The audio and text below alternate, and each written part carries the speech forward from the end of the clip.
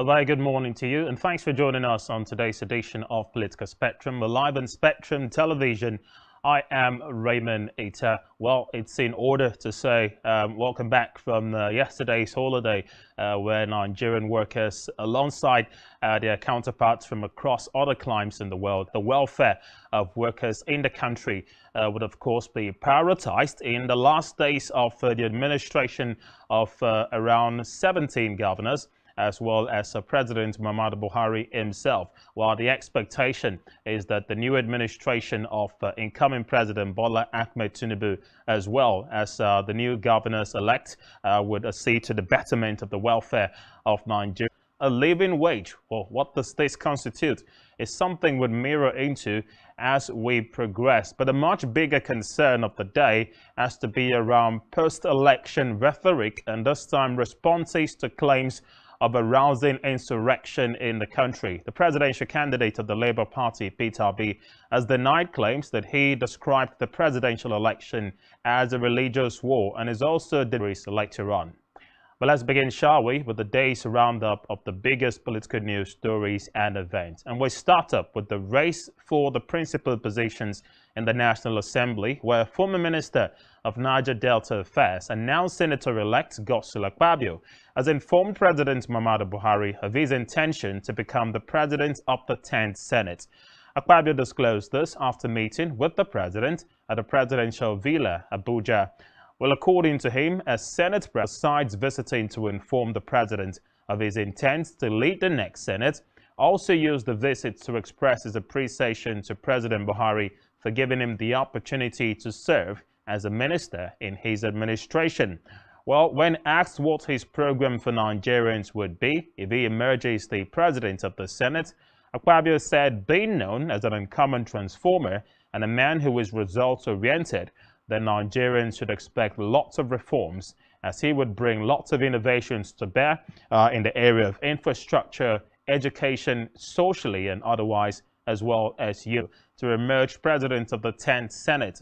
The President of the Council, an ex-militant leader, General Agogo Peter, in a statement the Senate as the Senate President.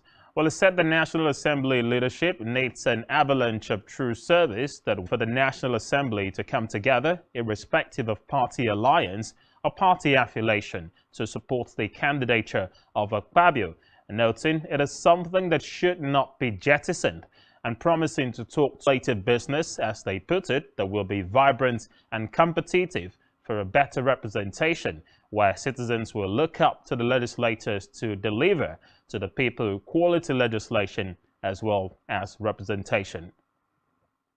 Let's talk about the crisis brewing in the All Progressives Congress at the national level, where the National Vice Chairman North of the APC, Saliu Lukman, has said his colleagues in the National Working Committee marks a deliberate attempt to manipulate the National Working Committee into subverting the party's constitution. While he added that plans to expel him for demanding accountability in the affairs of the party is in clear breach of Article 2(1) subsection 5 of the APC Constitution. In a national correspondence to the chairman of the party, Adamu, which Lukman maintained that the power to expel him from the APC is vested only in the National Executive Committee. Now, he said with this provision in place, his expectation will be for the NWC to also consider the memo and, if adopted, refer the recommendations for onward transmission to the NEC. Now, he also insisted that there is nowhere in the APC Constitution where the National Working Committee is given the power to discipline any member of the party, adding that he has already forwarded the memo to his legal team for further action. Now, according to him, the rumors and purported photoshopped pictures making the rounds on social media were all parts of the moves by the opposition to derail his objective. Obi made the clarification during a televised interview we monitored, where he accused the APC and the Tinubu camp of turning the whole scenario upside down by always attempting to label him with what they termed non-existent issues. Now, the former Anambra governor finished third in the race, as was announced by the Independent National Electoral Commission, INEC. Meanwhile, the presidential candidate of the Labour Party, Peter Obi, has denied referring to the just concluded presidential election as a religious war. Recall that Obi, purportedly in a leaked audio clip, appeared to be urging the founder of the Winners' Church, stressing that the presidential election was a religious war. However, in a recent interview, the former Anambra State governor denied calling the presidential election a religious war, while he maintains that the clip was the handiwork of manipulators. He also said he is not an ethnic and a religious bigot, stressing that he has sponsored the election as a religious war because it was not. And he also said he has celebrated the Salah festivities with Muslim residents in Onitsha, as he has often done. And he even buttressed the fact that he is not the one with the same faith ticket. Well, Obi also referenced when a particular opponent told him bearer, Bola Tinubu. Well, let's stay with the Labour Party and the internal crisis rocking the party, this time in Imo State, where the chapter of the party in Imo has said only the Independent National Electoral Commission, INEC, and the court will determine who won the gubernatorial primary elections conducted on April 17. Or the Labour Party, respectively, ahead of the governorship elections slated for November 11 across the state. Well, the primary election in Imo State was, however, marred by internal crisis, which split members into different factions. Well, the crisis led to a split in loyalty between the supporters of the embattled national chairman of the party, Julius Abure, and the acting national chairman, Lamido Apapa, which led to the emergence of Fita's closest rival, Lincoln Ugwene, who got 125 votes, while the Apapa-led faction elected Ikechukwu Ukaibu as the party's flag bearer for the November 11 polls. Now, on for the governorship election. Now, according to him, there were about 5 candidates elected by different factions, and he has stated clearly that only INEC and the court would determine the real candidate in that election. So interesting times indeed for Imolite as far as the governorship elections expected on November 11 is concerned. It's election in Abia State following the emergence of Alex Oti of the Labour Party. The expectation is that they will replicate these successes in the forthcoming polls to be held on November 11. Seems like Imo State is already an Herculean task for the Labour Party. From the Labour Party, let's go to the Social Democratic Party, SDP, in Ekiti State, who have accused the ruling All Progressives Congress, APC, of plans to use the judiciary to sack the 2 elected House of Assembly members under the SDP and to turn the state into a one-party state. While the Independent National Electoral Commission, INEC, had declared SDP candidates Tunde Omotayo and Dele Ogusakin as in the state. While the APC had approached the Election Petition Tribunal in Ekiti to challenge the result and the outcome of the election in the 2 constituencies that were won by the SDP candidate. While the SDP chairman in the state, Dr. Dele Ekunola, who spoke with newsmen in the Ekiti yesterday at the party secretariat, called on the people of the state to prevail on the ruling party not to involve in anti-democratic moves, thereby strangulating the democracy of the state by allegedly using the tribunal to remove the 2 elected House of Assembly members who are due to be inaugurated by June. Well, he also accused the APC of being involved in anti-democratic processes and said they do not believe in the rule of law, as all they do is to allegedly use the back door to achieve their aims without considering the aftermath effect on the generality of the people of the state. Well, interesting times indeed for Nigerians, especially as the post-election litigations continue across board in the aftermath of the February 25 and March drama that ensued in Adamawa State, where the now suspended resident electoral commissioner Yunusa Hari had declared Aishatu Binani of the APC as governor-elect when the coalition processes for that post were still ongoing. And while we know a reordering of the process led to the announcement of Governor Madu Fintiri of the PDP as governor-elect of the state. Investigations into the activities of Yunusa Ari has dominated the headlines in recent weeks, so much so that his response yesterday finally turned the tide in the investigation in this matter, where he alleged several reasons as to why he took the laws into his own hands. So while we leave that to the investigative genuity of the security apparatus that have been mandated by Mr. President to follow up on this matter, surely the last has not been heard of the aftermath of the supplementary elections in Adamawa State. But it's not Adamawa that's top of the agenda this morning. It's the face-off between the Labour Party and the ruling APC as far as post-election concerns go. The presidential candidate of the Labour Party, Peter Obi, has dismissed claims that he has met with President-elect Bola Ahmed Tinubu and even promised to work with him going forward after his inauguration come May 29. It's no more news that Peter Obi is challenging the outcome of the presidential elections in court, and he has dismissed claims that he described the presidential election as a religious war. Or the aftermath of this is what we'll focus on as we progress. Plus, the promise by Bola Ahmed Tinubu to give Nigerian workers a living wage. What did he mean by this rhetoric? We'll find out when we come back. Stay with us. Political Spectrum will continue.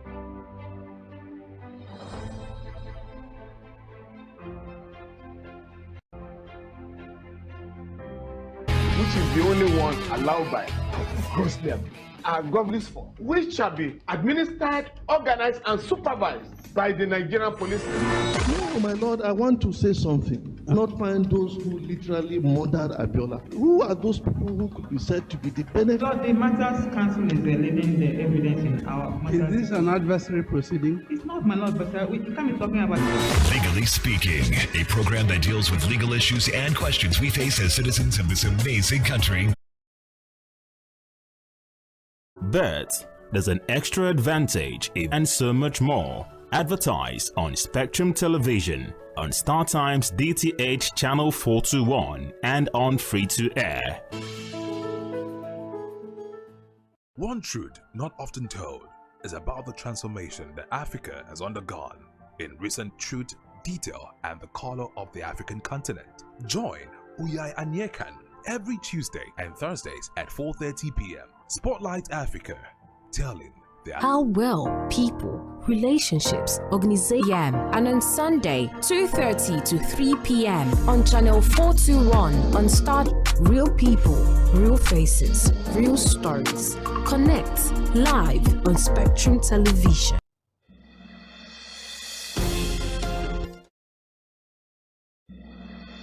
Welcome back in live feeds and any other content that you're reminded of what's to come later on in the program. The May Day celebration yesterday saw retracted promises be prioritized. So much so, the president-elect Bola Tinubu has promised to give also thanks to workers for collaborating with his administration for a seamless progress of activities here in the state. Is always to do likewise in terms of prioritizing the welfare of workers. President-elect Bola Tinubu and also said at no time did he describe the presidential election. Bit-by-bit analysis of the men who have thrown their hearts into the ring, except that one has taken that step even further about his ambition to become the number 3 citizen. Everyone should expect a rebuff from the basis of his leadership in the 10th Assembly. Let's get footages of Senator Akpabio's meeting with President Buhari yesterday and what he had to say to the press shortly after that meeting.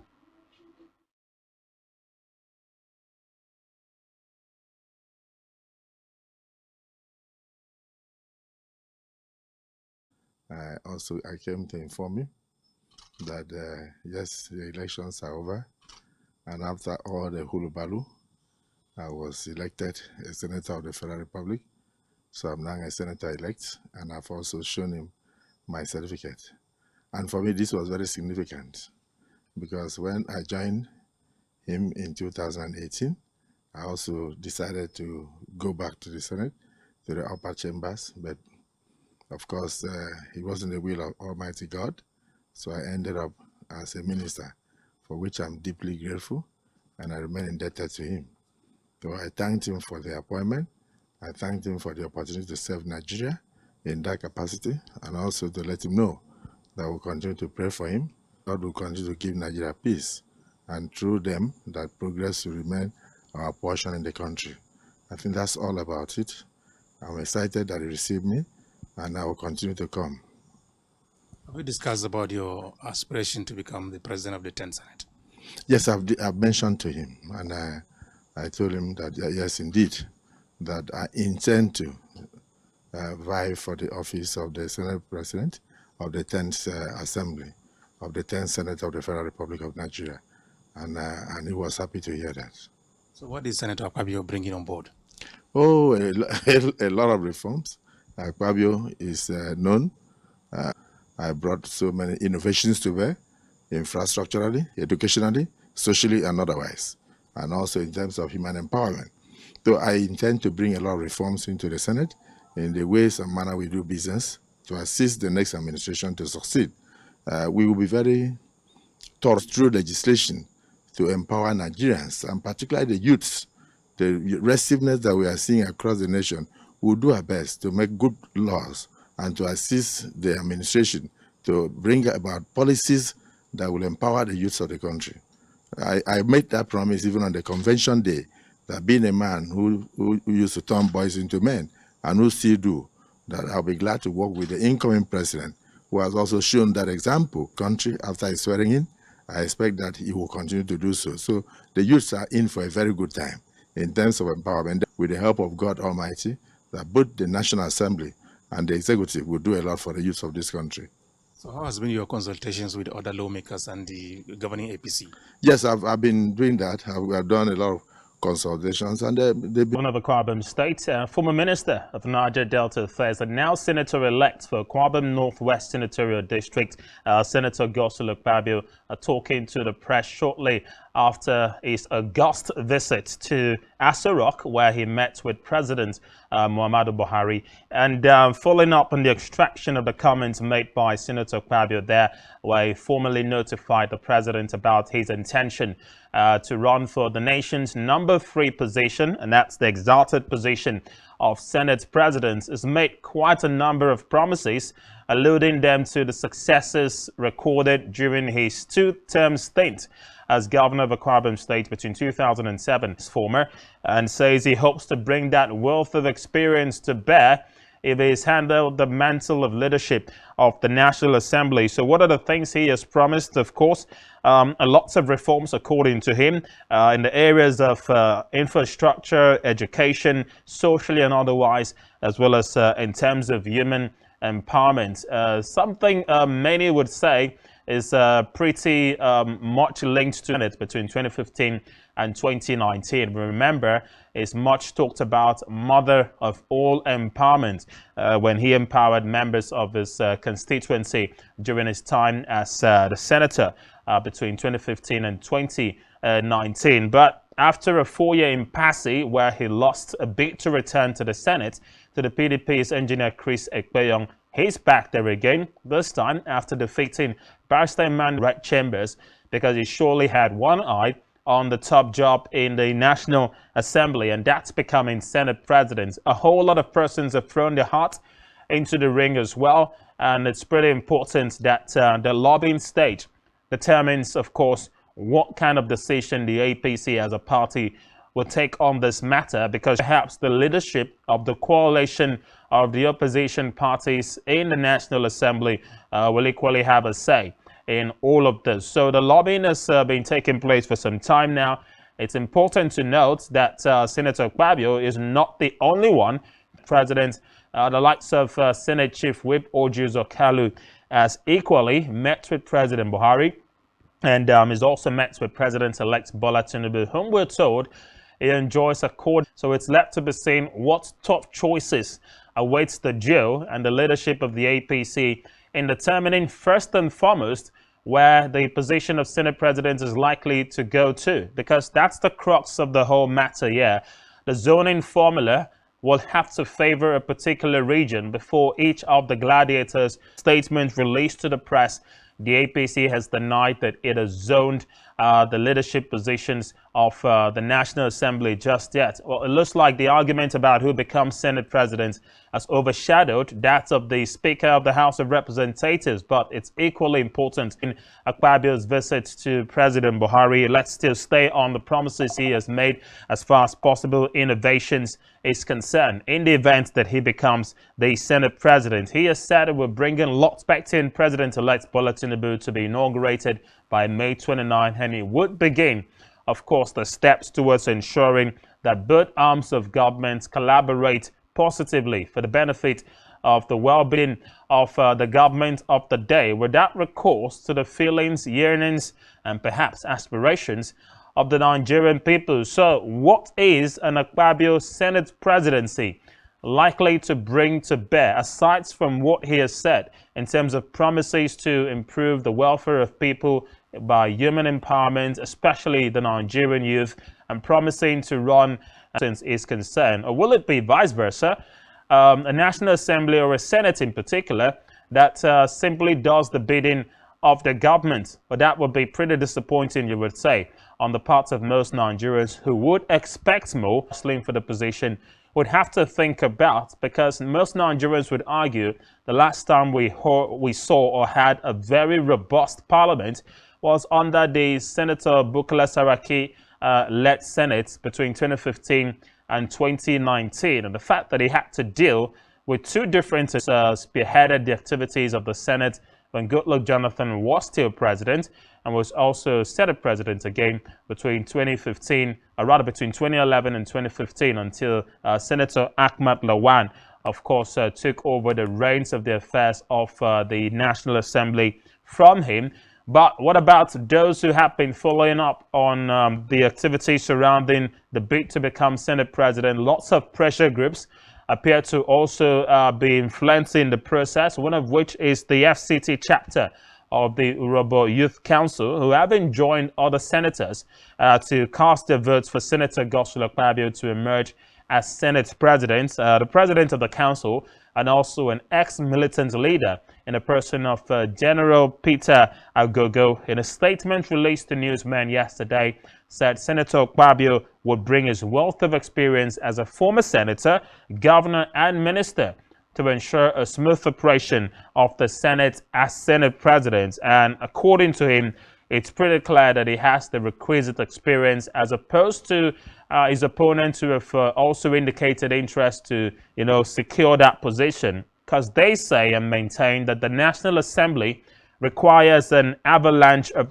somewhat given misinformation in the statements they issued, because they said they were happy that the ruling political party APC has zoned the position of the Senate presidency to the south, which is the hallmark for which Akpabio needs the support of his respective colleagues. It's to zone the position of the Senate presidency to any region whatsoever. Well, the expectation is that following the stints of Bukola Saraki and Senator Ahmed Lawan consecutively as Senate presidents, and these are two of northern extraction, it would only be right that the next Senate president emerge political onlookers as well as the neutrals. But as far as the tentative position on zoning the position is concerned. The APC is yet to take a decision on this matter.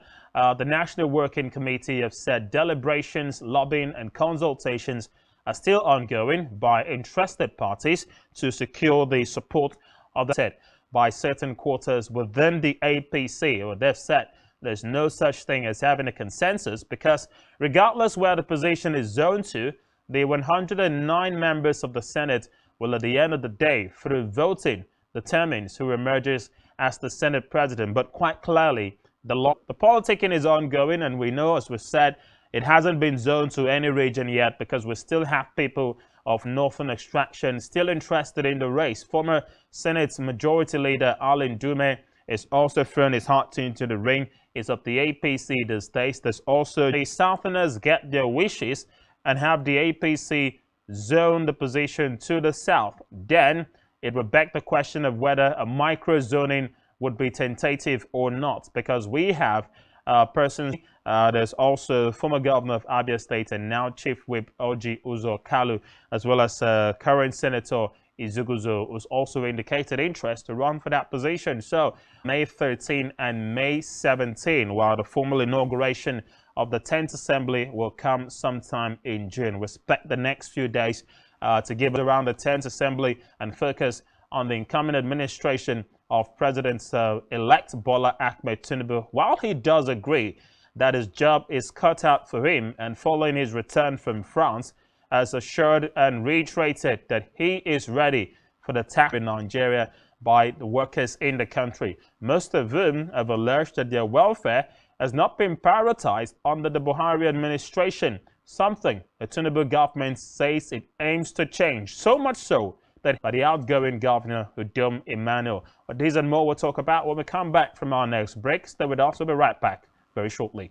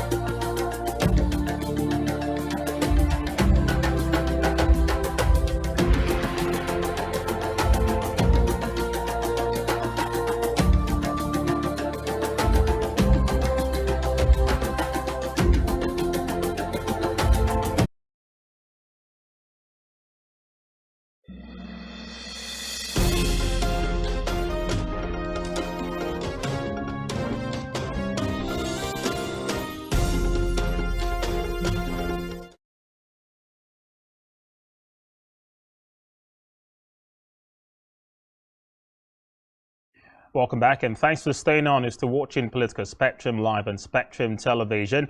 We'll talk about Bola Tinubu's promises to Nigerian workers in a short while, where he has promised a living wage. We'll try to ascertain what he meant by a living wage. But let's turn our sights back home, where Governor Emmanuel celebrated what would be his last May Day celebration as governor of Akwa Ibom State yesterday, where assurances of a parting gift of a medium housing scheme before the end of his administration. The work was ongoing on the project and that some units were already completed, awaiting commissioning before May 29, and has also reassured them that, of course, the welfare of workers in the state would, of course, be prioritized before his last day in office, and also by the incoming administration of Pastor Umoino. And this information has been buttressed by the leadership of the Nigerian ties. Well, let's have footages now of yesterday's International May Day celebration and focus on the promises made by Governor Emmanuel to the Akwa Ibom workers. Even though some persons have viewed this line of information with a pinch of salt, especially the opposition, it only begs the question, how feasible are those promises? Let's take a clue now from Will They Hold the hitherto. State Governor Udom Emmanuel has assured workers in the state of a medium housing scheme before the end of his administration on May 29. Speaking during the 2023 International Workers' Day celebration, held at the Bomb Hall grounds Uyo.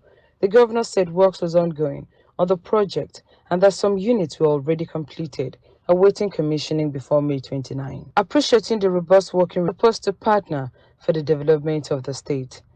This, he affirmed, has been upheld by Labour during his tenure. He appealed to them to extend the support to the incoming administration in the state. For the housing scheme, Chairman Labour Congress, let me reassure you that before I leave on May 29, I'm going to commission a medium housing scheme. I don't want to give you the figure so that I might not be wrong, but trust me, we'll commission that before we leave. I really want to thank them for the robust relationship we've had in the past 80 years. It's never been that good. I really want to thank them. And I want to, we're all working together for the betterment of our people and making things work better for our state. And in these past years, they've done that seriously, and I must commend them. Responding to some of the issues raised by Labour leaders, especially those affecting local welfare for the workers, again assured that some of their prayers will be met before the end of his government. I stand by my promise that certainly I've called a special meeting on Wednesday of the ESCO members, and I'm hoping that report will be ready on Wednesday, and will correct those issues of the pensioners if their joint report will be ready by that Wednesday. And they promised me the report will be ready, and we'll correct it for the pensioners on Wednesday. We will attend to all your prayers. Presenting a solidarity message at the event, the incoming governor, Pastor Moino, appreciated the worker for fulfilling their pledge to support his emergence in the March 18 gubernatorial election, and assured them that he will keep his own part of the bargain upon assumption of office. The governor-elect further promised to further the mutually beneficial government-labor relationship in the state. And the TUC State for the overwhelming support that they gave to us during the elections, and making sure that we were returned as winning that election. We will keep aside of our promise. We'd like to assure you that we continue and will ensure that you continue to have a good working relationship between government and the labor.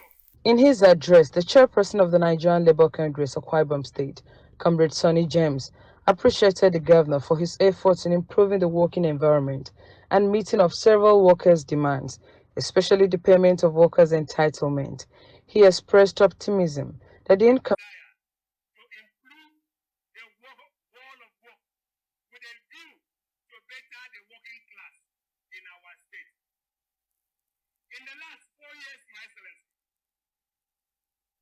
workers' demand, especially in the area of prompt payment of salaries and pensions to retirees.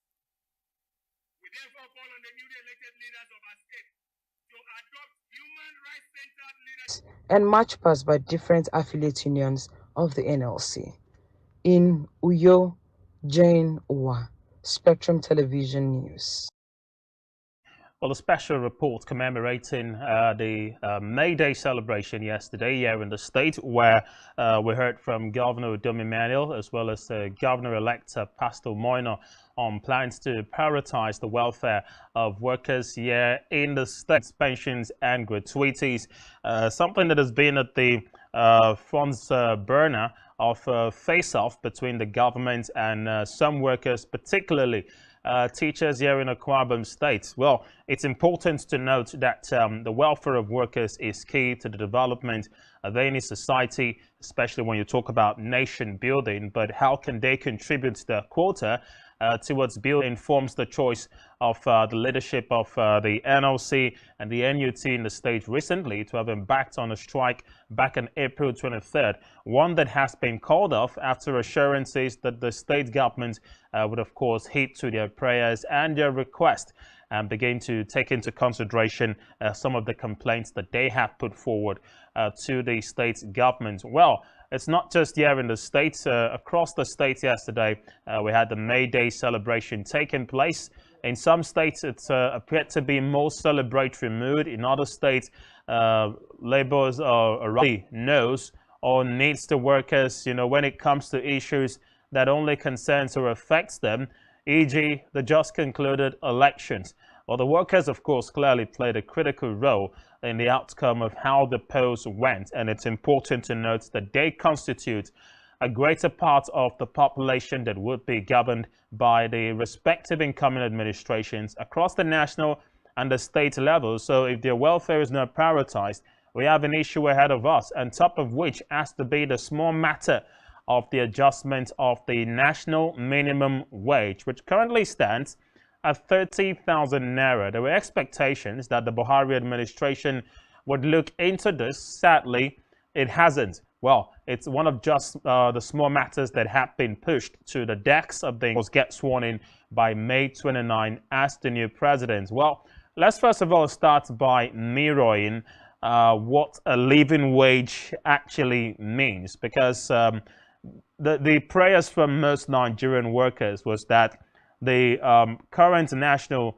minimum wage would be adjusted. In fact, there's been a promise to that effect by the outgoing Minister of Labour and Employment, Dr. Chris Ngige, who had said it would be including in his handing over notes that the next administration should fast-track the increase of the national minimum wage as soon as they get on board. And just about one of the few things that the effect of the removal of subsidy would take place, would happen according to the discretion of President-elect Bola Ahmed Tinubu. There's also the small matter of when the census would be conducted, which again has been pushed to the table of the incoming administration. So is the matter of the adjustment of the minimum wage. Well, this administration say we'll leave that to the next government to decide. Well, it perhaps informs the decision of Bola Tinubu to say that he would give Nigerians a living wage. So what is a living wage? Well, according to dictionary definition and Oxford precisely, the living wage refers to the theoretical income level that allows individuals or families to afford adequate shelter, food, and other necessities. Well, the goal of a living wage is to allow employees to earn enough income for satisfactory standard of living and prevent them from falling into poverty. Well, just displaying for you the statement by the President-elect Bola Tinubu to commemorate the Workers' Day celebration yesterday,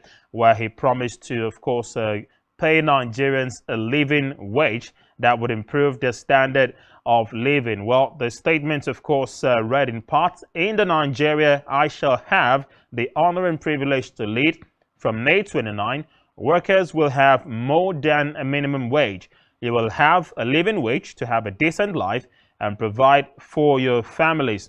Well, he also noted that workers would find in him a dependable ally and a co-laborer in the fights for social as well as pro-democracy activists. And according to him, in part of the statement, since 1945, when the railway workers and 16 other public service unions led the first general strike to demand for better wages as a result of rising cost of living, the labor movement in Nigeria has always by partnering with nationalists such as Nnamdi Azikiwe, Herbert Macaulay, Ahmadu Bello, Obafemi Awolowo, Ernest Ikoli, as well as Anthony Enahoro, among others. The Nigeria labor movement was also not found wanting during a struggle for restoration of democracy. The Nigeria Labour Congress and its affiliate organizations, NUPENG, Textile Union, Pegashan, among others, collaborated with pro-democracy leaders and groups to restore democratic governance in Nigeria in 1999.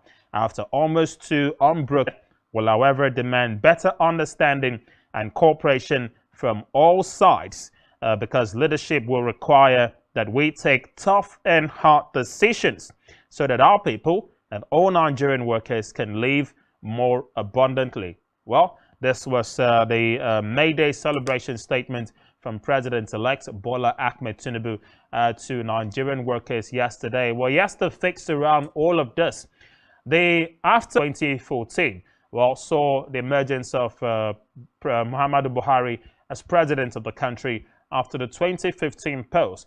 But in the course of the campaigning for that particular election, it's important, of course, to note that as the national leader of the party then, Bola Ahmed Tinubu side by side campaigned with they had hoped to effect should they come into office.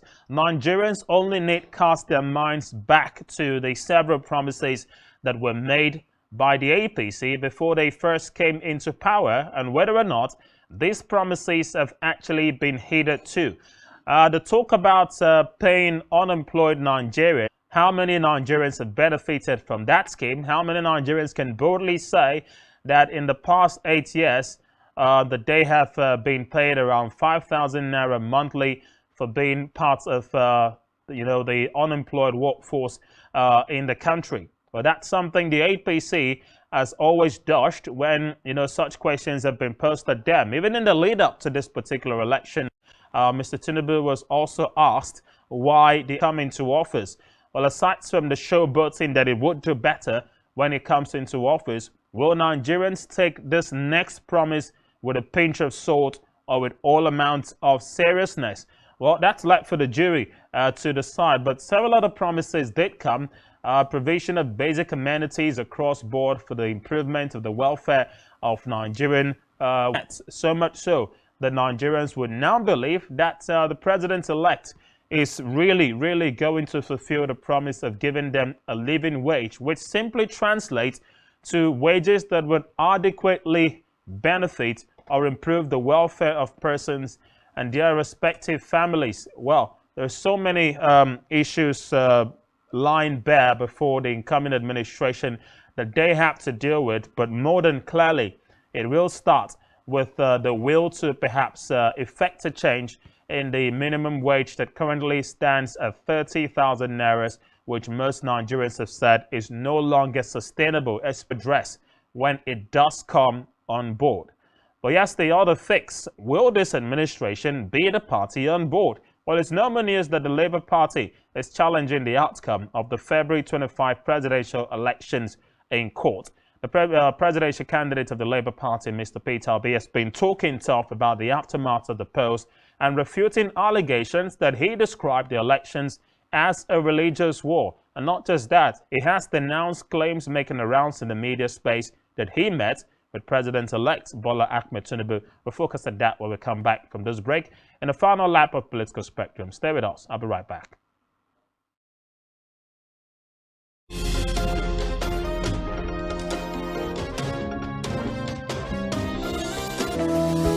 Business exists only to meet the needs of the people. But there's an extra advantage if your product and services are pitched on a platform that gives you the added advantage over your competitors. For your desired return on investment and so much more, advertise on Spectrum Television, on StarTimes DTH Channel 421 and on free-to-air with a frequency of 12733. Spectrum Television, broadening your horizon. Year after year, they have informed, educated, and entertained us. When you needed information, knowledge, or an escape. From generation to generation, the Nigerian broadcasting industry has worked tirelessly to serve you. And now, this service will finally be recognized. Come May 17th this year, broadcasters all over Nigeria will gather at a hotel and suites for the maiden April and ends on 4th May 2023. Visit www.tnbawards.ng to vote now. They've served and they're still serving. It's time we say thank you. This award is organized by the Broadcasting Organizations of Nigeria, Bonn. Nigerian Police Force, which is the only one allowed by grossly Nigerian Police Force, which shall be administered, organized, and supervised by the Nigerian Police Force. No, my Lord, I want to say something. I want to say something here. Perhaps it might also enlarge the scope of people who should be invited here for examination. My Lord, if we cannot find those who literally murdered Abiola, who are those people who could be said to be the beneficiaries of the death of Abiola? Rogers has linked you with some of the killings he did. He never did. He linked you with the attempted murder of Hebrew. He did not. My Lord, the matters council is leading there. These cases are in court, my Lord. I'm just reminding your Lordship. My Lord, sorry, my Lord, I think I'll be in cross-examination. Legally Speaking, a program that deals with legal issues and questions we face as citizens of this amazing country, Nigeria. Legally Speaking. Join us every Friday from 5 p.m. to 6 p.m. for Legally Speaking.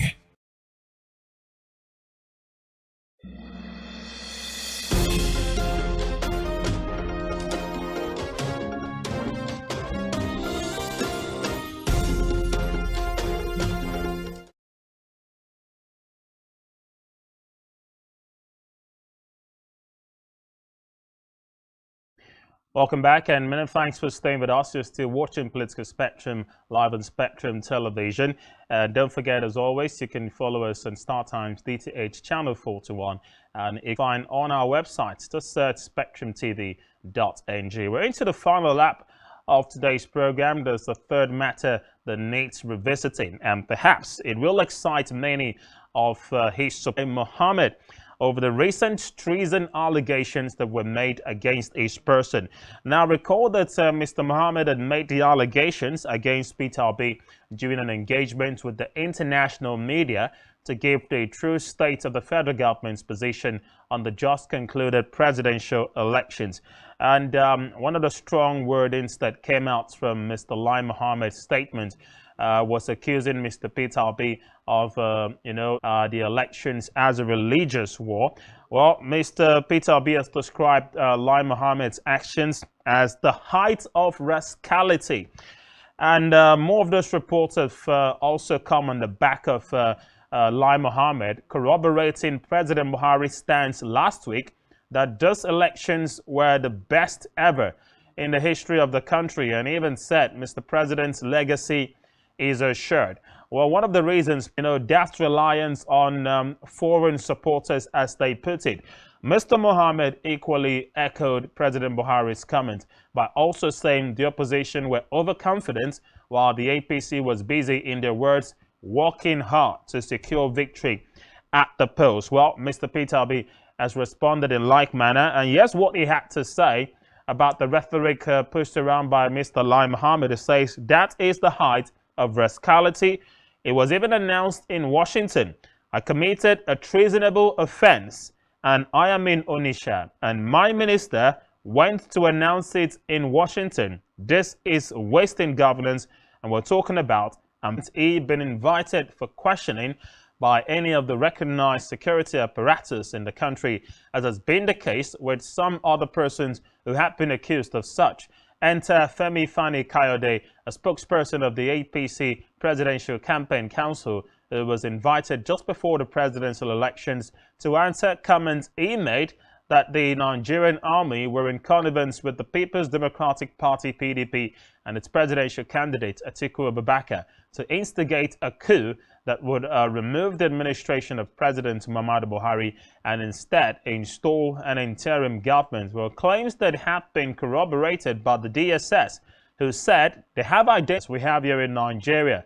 Well, looks like Mr. Lai Mohammed went even further by deciding to mention names, and who else but the Labour Party presidential candidate Peter Obi, whom he said was stirring an insurrection in the country. And the claims to buttress their argument has been linked to a purported audio that was leaked, which purportedly heard Mr. Peter Obi in a conversation with the founder of the Living Faith Church Worldwide, Bishop David Oyedepo, canvassing for support from Southwesterners as well as the people of Kwara State in an election he allegedly described as a religious war, where Mr. Peter Obi has distanced himself from such comments and said he never described the presidential election as a religious war, and has said every argument that he did not make any inciting comments or is a religious bigot as being pushed around by the opposition.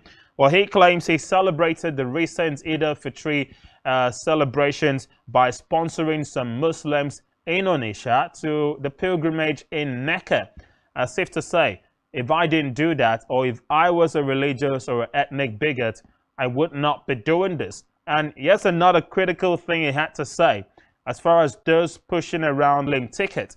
Also, in response to claims that he was stoking up the tensions and necessarily He's also said, look, I am not the one who urged my supporters to snatch ballot boxes, grab the ballot boxes, and also run with them during the elections. And these are comments, by the way, that have been accrued to the president-elect and the standard bearer of the APC, Bola Ahmed Tinubu.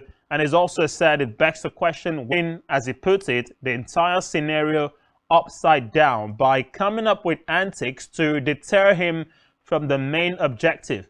And what's the main objective here? Well, Mr. Peter Obi is seeking redress in court, challenging the outcome of the February 25 presidential elections, where INEC announced Bola Tinubu of the APC as president-elect. Well, he and his party feel the APC did not meet constitutional requirement of winning at least 25% of votes in all 36 states of the Federation and the federal sitting at the Court of Appeal level in Abuja. Post-election litigations will leave for the jury to decide, but as far as the rhetoric being pushed around goes, it looks like we've not seen the end of the face-off between on the allegations leveled against him that he was stoking up insurrection in the lead up to May 29. Interesting times lies ahead indeed, and just as we counted down to the conduct of the elections, we're also counting down to the possibility of a changeover of the baton at the national level from President Buhari to President-elect Bola Tinubu come May 29. So it's 27 days to go before a shifting call to follow up on as we progress, and we'll bring you up to speed with them as well when next we come your way for another edition of the program. But that's how much we can take on today's edition of Political Spectrum. Many thanks indeed for joining us. We're back in your screens tomorrow. Join us again if you can. Thanks for watching. Bye for now.